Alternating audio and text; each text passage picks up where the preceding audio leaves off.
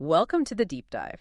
Today, we are plunging straight into, well, a really intense battle over states' rights, the absolute outer limits of executive power, and fundamental constitutional law. And it's all centered on just one federal building, the ICE facility down in Portland, Oregon. Exactly. This story, it really goes way beyond just local news, doesn't it? Oh, absolutely. We're dissecting a very high-stakes legal and political conflict. It basically erupted when the Trump administration tried to federalize and deploy 200 members of the Oregon National Guard. Right. And the question wasn't just if they could defend the building. It was really about who holds the constitutional authority to define what public order looks like and who enforces it within a state. That's precisely it. So our mission today, it's a deep analysis of the sources surrounding this really rapid-fire conflict. We want to understand why the overwhelming majority, almost everyone in Oregon's political, business, and community leadership rejected this deployment plan. And how that federal government narrative, that kind of war zone rhetoric, how it's stacked up against the actual sworn facts that were filed in federal court. It's quite a contrast. It really is. And we'll get into the details of that decisive temporary restraining order, the TRO, that at least temporarily halted the president's order and really affirmed local control. The stage was set pretty dramatically, wasn't it? September 27th, 2025. President Trump uses Truth Social, announces he's moving to federalize 200 Oregon Guard troops. And the justification. He claimed the city was war-ravaged. He even compared it to World War II, saying the deployment was needed to combat attacks by anti-fascists and domestic terrorists. Strong words. Very strong. And the reaction from Oregon. Immediate challenge. Yeah. State and city officials just instantly pushed back, insisting this whole action was, unnecessary and fundamentally unconstitutional. And this is where, for anyone watching, the conflict becomes really fascinating. You've got these dueling narratives playing out at the same time. Yeah, you have the street-level standoff, which actually escalated after the president's announcement, and then you have this urgent, very complex legal battle happening in federal court. The whole scenario, it just throws the limits of presidential power right into the spotlight, doesn't it? It brings that critical balance of the 10th Amendment, the part that reserves policing powers to the states, into sharp focus. Yeah, this specific confrontation, it forces us, and you listening, to look past all the political noise. You have to ask a fundamental question. When local government says, we've got this is our civil affair, and the federal government claims military necessity. Which set of facts wins out? Yeah. And which level of government should prevail in a constitutional democracy? Exactly. That's the core tension here. Okay, let's start where the sources are maybe the clearest. The opposition from Oregon leadership. It was massive, it was diverse, and it was virtually unified. That really is the key takeaway here. The presence of federalized troops and, frankly, the whole way the federal government's agencies like ICE were handling things, it was just broadly unwanted, vehemently opposed by this incredibly diverse coalition. This wasn't your typical partisan squabble at all. Not even close. That consensus is probably the single most defining feature of this whole fight. This wasn't, Democrats versus Republicans within Oregon. This was the sovereign state of Oregon pushing back, asserting its rights against the federal executive branch. And Governor Tina Kotek was right at the forefront. Absolutely. She didn't just decline the defense secretary's invitation to deploy the Oregon National Guard herself, using the state's Title 32 authority. Right, where she'd still be in command. Exactly. Instead, she took the pretty extraordinary step of actually suing the administration to stop the federal deployment, the Title 10 deployment, where the president takes command. And her statement after the judge eventually ruled in her favor, it wasn't just relief, was it? It felt like a real political declaration. It was powerful. She said, the truth has prevailed. But then she went further, emphasizing, this is a direct quote, there is no insurrection in Portland, no threat to national security. The only threat we face is to our democracy, and it is being led by President Donald Trump. Wow, that's going way beyond just disagreeing on policy. That's a direct challenge to the legitimacy of the president's order itself, framed in constitutional terms. And the local leadership, they echoed that same intensity, but maybe focused more on the ground-level reality in Portland. The mayor, Keith Wilson, his message was just unambiguous. What did he say? I've said from the very beginning, the number of federal troops that are needed or wanted is zero. Just flat out zero. So zero tolerance. Any federal military presence was seen as a negative, not a help. Exactly. It signaled the city saw this as an intrusion, not assistance. And Mayor Wilson, he was also actively fighting back against that federal war zone narrative. How so? He was pushing a different story. Yeah, he was pushing this narrative of a Portland Renaissance. He argued directly that the deployment was, quote, counter to what truth is, insisting the city is actually on the rise. Did he have anything to back that up, or was it just rhetoric? No, he used hard data. He pointed out that downtown traffic in July hit a post-pandemic high, over 2.8 million visitors. Okay, that's a significant number. It's crucial, right? Because it showed their revitalization efforts seemed to be working. And this rhetoric of chaos from the federal level threatened to just undo months of economic and social recovery work. So when the city's own mayor is saying, look at the business traffic, we're doing better, this military deployment is actually damaging us economically and socially. It completely undermines the federal government's claim that they needed to step in because public order had supposedly collapsed. Which leads us right into the legal fight, spearheaded by Attorney General Dan Rayfield.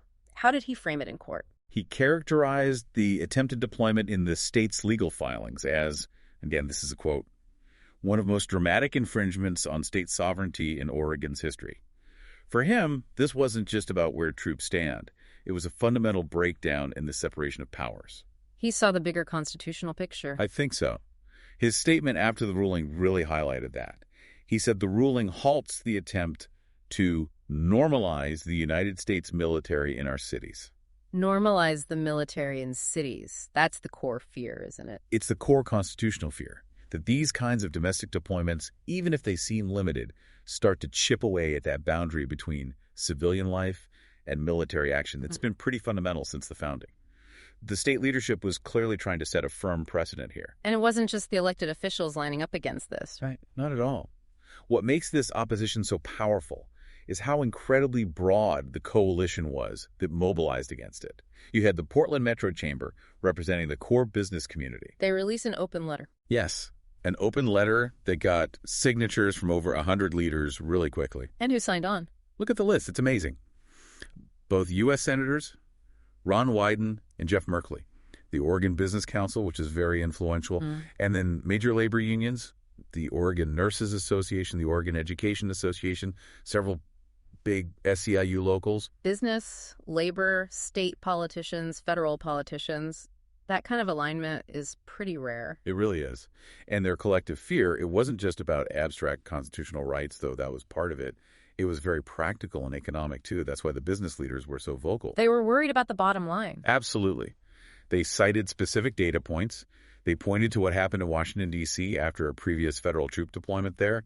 Restaurants saw a staggering 31% drop in customers. 31%, wow. Yeah. So a military presence, even if it's not actively clashing with people, it just projects this image of danger and instability. Yeah. And that's absolute poison for city commerce, for tourism, for everything they were trying to rebuild. Senator Wyden, one of the senators who signed, he framed it more politically, didn't he? He did. He basically said Trump was actively provoking conflict, not trying to quell it.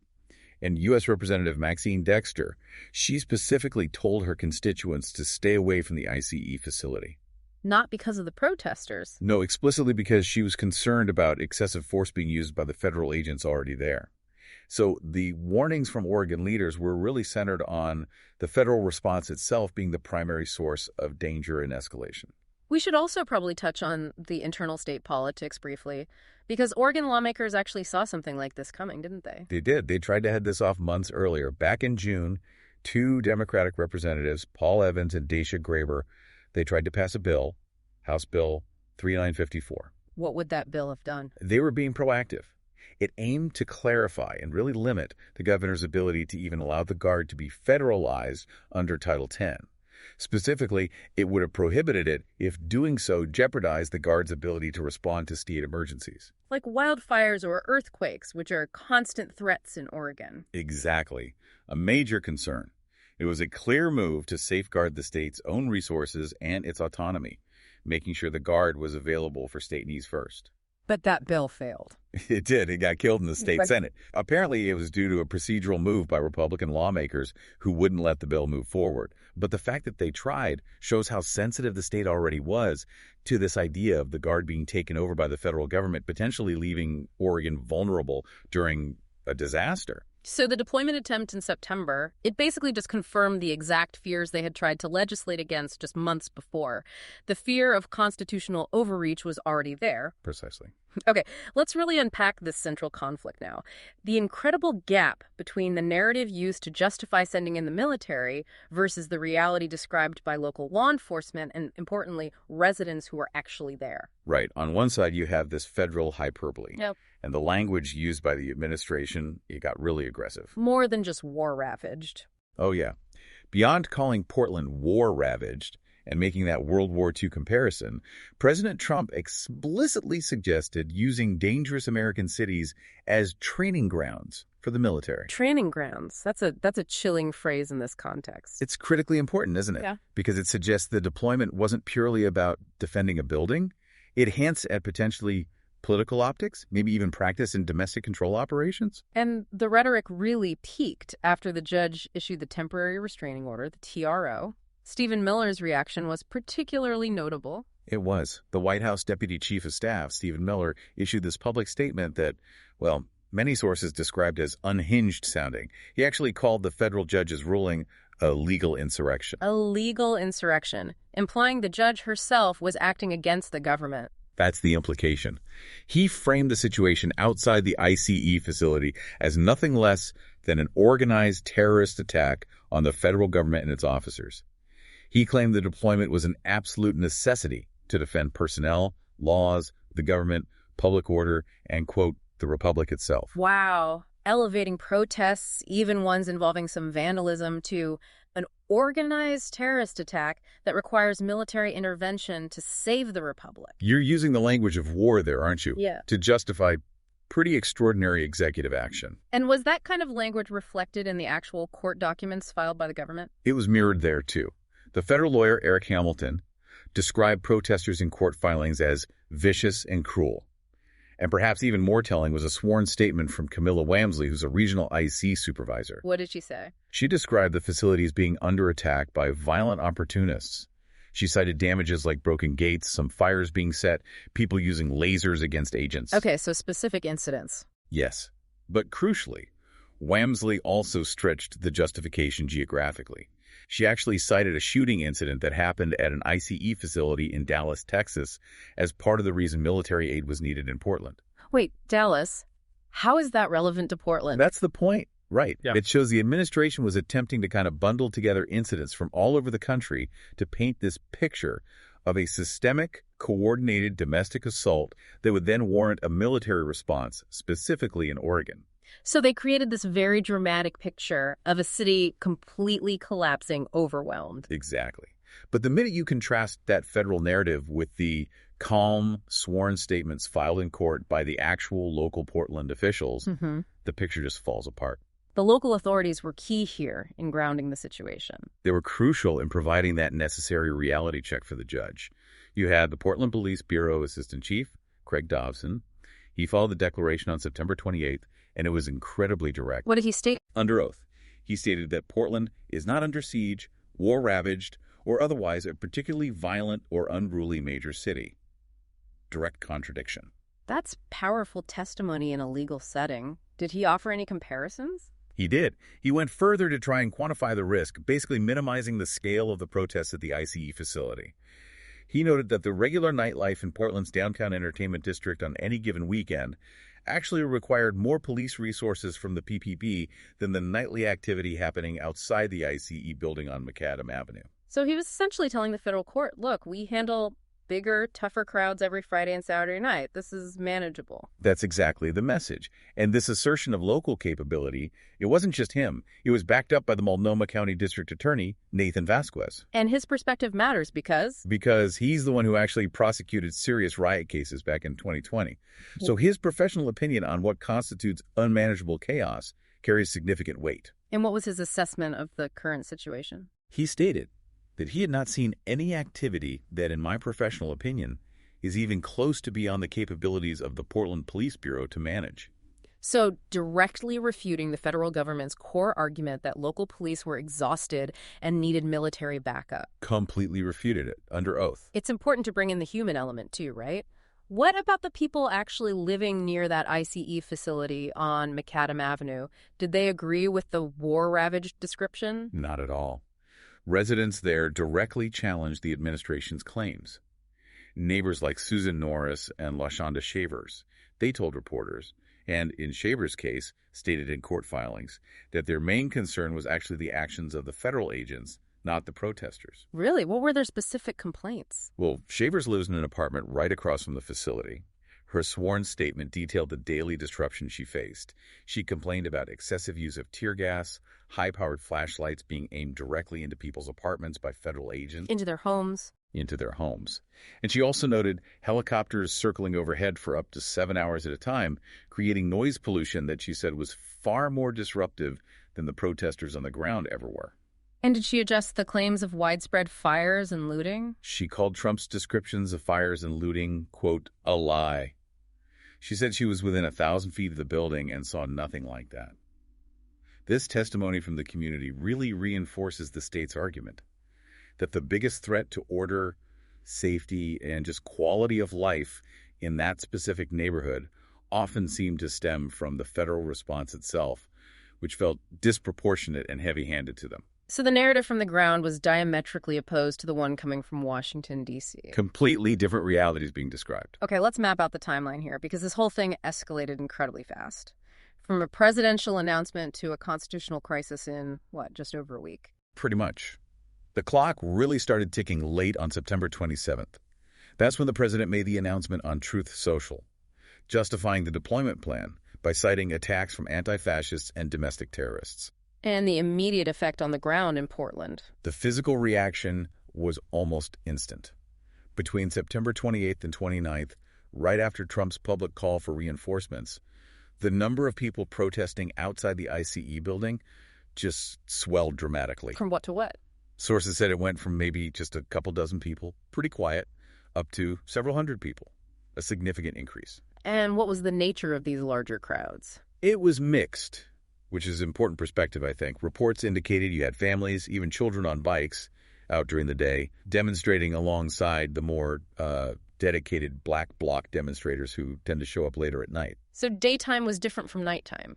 Yeah, the daytime activity was described generally as raucous but largely free of confrontation. Things got more mixed late at night, though. There were incidents, including federal agents using pepper balls when they were trying to escort vehicles into the building through the crowds. And how did the local police, the Portland Police Bureau, PPB, handle this period? Well, context here is important.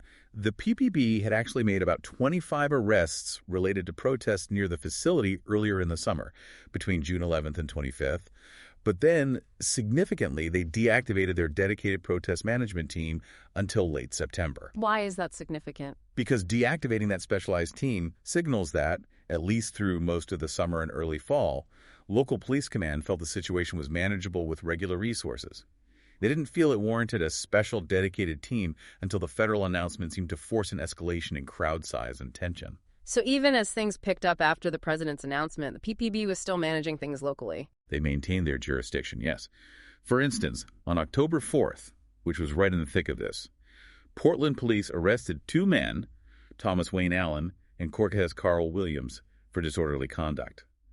They were apparently fighting in the street near the facility. Okay, so local law enforcement was still active, present, making arrests under state law. Exactly, which directly contradicts that federal narrative of a city that was supposedly overwhelmed and incapable of maintaining basic order. But while Oregon was preparing its legal challenge in court, the Trump administration opened up another front, didn't they? An administrative conflict. Yes, that was a really interesting and highly unusual development.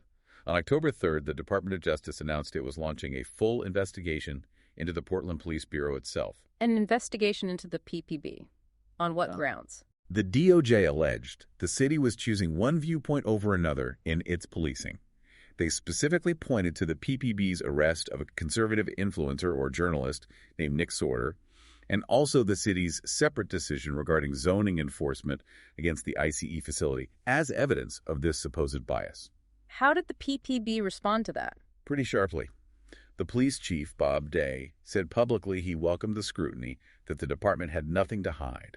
But he flatly rejected the claims of bias, insisting the PPB's actions were based purely on enforcing the law impartially, regardless of who was involved. So it looks like an attempt to perhaps undermine the credibility of the local police force, just as the state was arguing in court that those same police were perfectly capable. It certainly served as a convenient political counter-narrative to the state's core legal argument about local capability. And all this tension, the street protests, the dueling narratives, the DOJ investigation threat, it all culminated in the courthouse. Yes, on October 3rd, 2025. The two sides formally presented their arguments before U.S. District Court Judge Corinne Immergut. And she's notably an appointee of the Trump administration, right? Which makes her eventual decision even more significant. Extremely significant. The federal government's lawyer, Eric Hamilton, kept hammering the points that the property was under attack and federal officers were overworked. And Oregon's argument? Led by Senior Assistant Attorney General Scott Kennedy, they countered fiercely. They argued the deployment was a fundamental overreach, a dramatic infringement on state sovereignty, and just plain unnecessary based on the facts. The judge really had to weigh these completely opposing views of reality. A stark choice based on wildly different accounts. Exactly. And that reality check from the judge, it arrived pretty quickly, didn't it? It did. On Saturday, October 4th, Judge Corinne Immergut granted Oregon's request for a temporary restraining order, the TRO. This immediately, though temporarily, blocked the deployment of those 200 Oregon National Guard troops. They couldn't be federalized, at least until a further hearing scheduled for October 18th. So a clear initial win for the state of Oregon. Absolutely. And the judge's written opinion, it wasn't just a simple procedural ruling. It was this comprehensive 30-page rebuke of the administration's core legal arguments and its factual claims. What was the main legal finding? Judge Immergut found quite unequivocally that President Trump had violated the 10th Amendment. She stressed that the Constitution explicitly reserves police powers and the general authority over local civil order to the states, not the federal government, in this kind of situation. And she addressed the administration's justification for using military force, the claim of rebellion. She dismantled it completely. The administration tried to justify the deployment under a specific federal law, 10 U.S.C. 12406. It's a really old statute intended for use during a domestic invasion or an actual rebellion. And she found? She ruled that the protests happening in Portland were not, by any reasonable definition or based on any evidence presented in her court, a rebellion. Nor, she said, did they even pose the danger of a rebellion. So the legal hook the administration was trying to use just didn't apply to the facts. Exactly. She really emphasized the fundamental constitutional stakes involved. There's a key quote from her opinion. This historical tradition boils down to a simple proposition. This is a nation of constitutional law, not martial law. Wow. Constitutional law, not martial law. And she concluded that the president's determination that military intervention was necessary was, in her words, simply untethered to the facts. Untethered to the facts. That's pretty blunt language from a federal judge about a presidential order. It's about as blunt as it gets in legal terms. It's essentially saying the administration was operating based on rhetoric or political calculation, not on the verifiable evidence provided by the local authorities who were actually on the scene. Let's dig into that statute a bit more, 10 U.S.C. 12406. You said it's archaic. How is it different from something like the Insurrection Act, which people hear about more often? Right. The Insurrection Act is better known, though still rarely used. It allows the president to deploy active duty military or federalized guard troops to suppress an insurrection or enforce federal laws if state authorities are unable or unwilling. 10 U.S.C. 12406 is much older, dating back to the early days of the Republic, and allows the president to call forth the state militia to suppress insurrection. It's broader and carries, let's say, heavier constitutional baggage because it really blurs that line between civil policing and military action. And the key difference here was also about command, wasn't it? Title 32 versus Title 10. Crucially, yes. Oregon's Governor Kotek could have called up the Guard under Title 32 authority. That means they get federal funding, but they remain under her command as governor. The president tried to use Title 10 authority, which means the troops come under direct federal command, completely bypassing the governor. And the judge said the conditions for Title 10 and actual rebellion just weren't met. Precisely.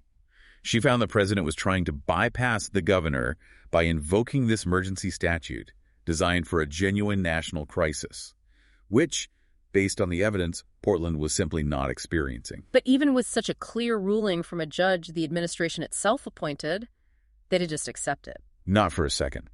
Despite the judge's clarity and the force of her opinion, the administration signaled immediately it would fight back.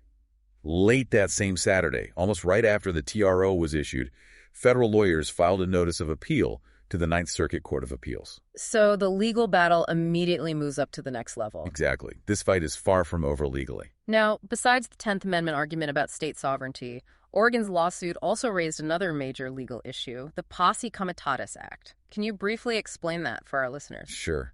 The Posse Comitatus Act is a really important federal law that generally restricts the use of the U.S. military, Army, and Air Force specifically, though the principle is applied more broadly for domestic law enforcement purposes.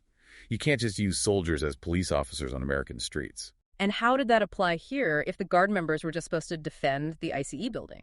That's the entire legal friction point. The whole conflict hinges on what exactly these 200 troops would do. If they're deployed under federal Title X command, the critical question becomes, are they just passively defending property, maybe acting as a visible deterrent, a show of force, or are they actually going to engage in active policing? Like making arrests. Yeah. Or controlling crowds. Exactly. Things like arresting people, searching them, actively managing or dispersing crowds. Those are generally considered law enforcement functions, and that's what the Posse Comitatus Act is designed to prevent the military from doing domestically. So that line between defense and enforcement is the constitutional fault line here.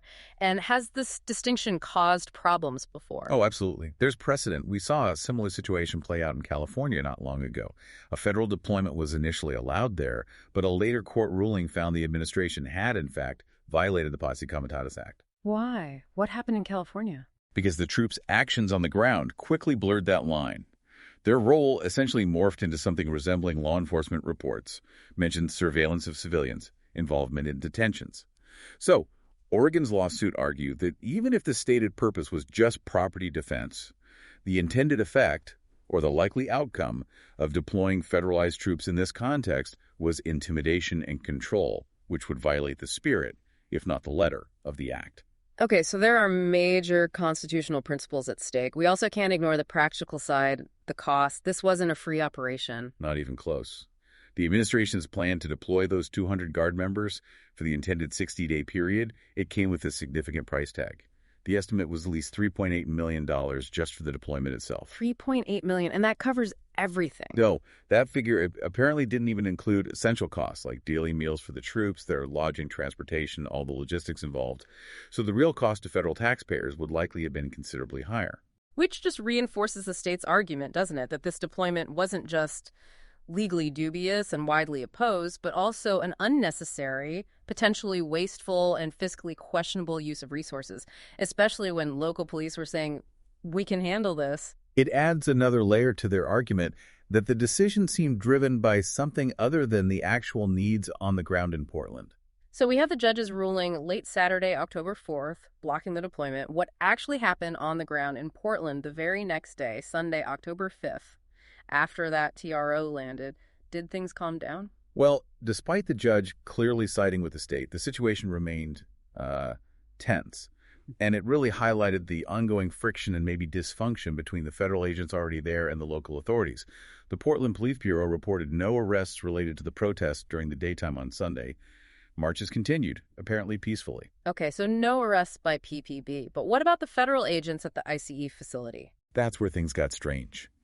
Inexplicably, late Saturday evening after the TRO was issued, federal agents still used chemical irritants, tear gas, or pepper spray to push protesters back. And reportedly, they pushed them back quite a significant distance, like a full city block, which sources said was actually a more aggressive dispersal than they had used in previous nights.